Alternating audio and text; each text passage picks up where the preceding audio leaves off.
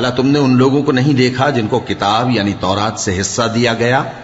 اور وہ اس کتاب اللہ یعنی قرآن کی طرف بلائے جاتے ہیں تاکہ یہ ان کے تنازعات کا ان میں فیصلہ کر دے؟ تو ایک فریق ان میں سے پھر جاتا ہے اور منہ پھیر لیتا ہے، یہ اس لیے کہ یہ اس بات کے قائل ہیں کہ دوزخ کی آگ ہمیں چند روز کے سوا چھو ہی نہیں سکے گی، اور جو کچھ یہ دین کے بارے میں بہتان باندھتے رہے ہیں اس نے ان کو دھوکے میں ڈال رکھا ہے۔ تو اس وقت کیا حال ہوگا جب ہم ان کو جمع کریں گے، یعنی اس روز جس کے آنے میں کچھ بھی شک نہیں، اور ہر نفس اپنے اعمال کا پورا پورا بدلہ پائے گا اور ان پر ظلم نہیں کیا جائے گا۔ کہو کہ اے اللہ، اے بادشاہی کے مالک، تو جس کو چاہے بادشاہی بخشے اور جس سے چاہے بادشاہی چھین لے، اور جس کو چاہے عزت دے اور جسے چاہے ذلیل کرے۔ ہر طرح کی بھلائی تیرے ہی ہاتھ ہے اور بے شک تو ہر چیز پر قادر ہے۔ تو ہی رات کو دن میں داخل کرتا اور تو ہی دن کو رات میں داخل کرتا ہے، تو ہی بے جان سے جاندار پیدا کرتا ہے اور تو ہی جاندار سے بے جان پیدا کرتا ہے، اور تو ہی جس کو چاہتا ہے بے حساب رزق بخشتا ہے۔ مومنوں کو چاہیے کہ مومنوں کے سوا کافروں کو دوست نہ بنائیں، اور جو ایسا کرے گا اس سے اللہ کا کچھ عہد نہیں۔ ہاں، اگر اس طریق سے تم ان کے شر سے بچاؤ کی صورت پیدا کرو تو مذائقہ نہیں، اور اللہ تم کو اپنے غضب سے ڈراتا ہے اور اللہ ہی کی طرف تم کو لوٹ کر جانا ہے۔ اے پیغمبر، لوگوں سے کہہ دو کہ کوئی بات تم اپنے دلوں میں مخفی رکھو یا اسے ظاہر کرو، اللہ اس کو جانتا ہے، اور جو کچھ آسمانوں میں اور جو کچھ زمین میں ہے اس کو سب کی خبر ہے، اور وہ ہر چیز پر قادر ہے۔ جس دن ہر شخص اپنی کی ہوئی نیکی کو موجود پا لے گا اور اپنی برائی کو بھی دیکھ لے گا تو آرزو کرے گا کہ اے کاش اس میں اور اس برائی میں دور کی مسافت ہو جاتی، اور اللہ تم کو اپنے غضب سے ڈراتا ہے اور اللہ اپنے بندوں پر نہایت مہربان ہے۔ اے پیغمبر،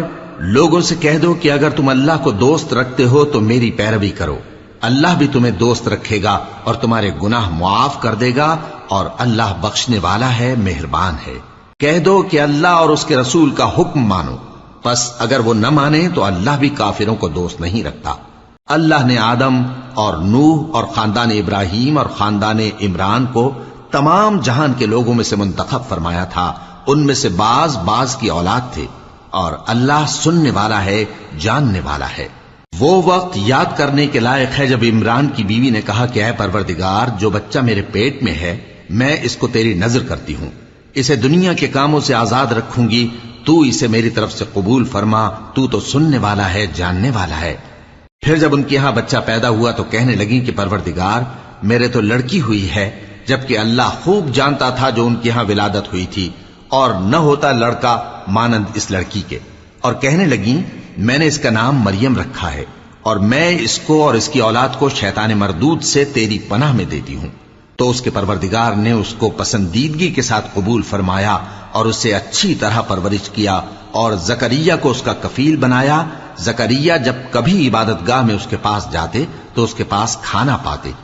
یہ کیفیت دیکھ کر ایک دن مریم سے پوچھنے لگے کہ مریم، یہ کھانا تمہارے پاس کہاں سے آتا ہے؟ وہ بولی کہ اللہ کے ہاں سے آتا ہے، بے شک اللہ جسے چاہتا ہے بے حساب رزق دیتا ہے۔ اس وقت زکریا نے اپنے پروردگار کو پکارا، عرض کی کہ پروردگار، مجھے اپنی طرف سے اولاد صالح عطا فرما، تو بے شک دعا سننے والا ہے۔ چنانچہ وہ ابھی عبادت گاہ میں کھڑے نماز ہی پڑھ رہے تھے کہ فرشتوں نے آواز دی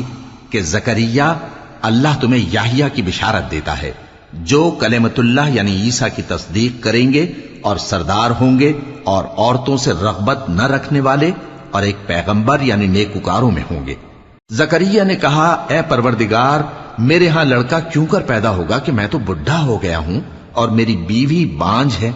فرمایا، اسی طرح اللہ جو چاہتا ہے کرتا ہے۔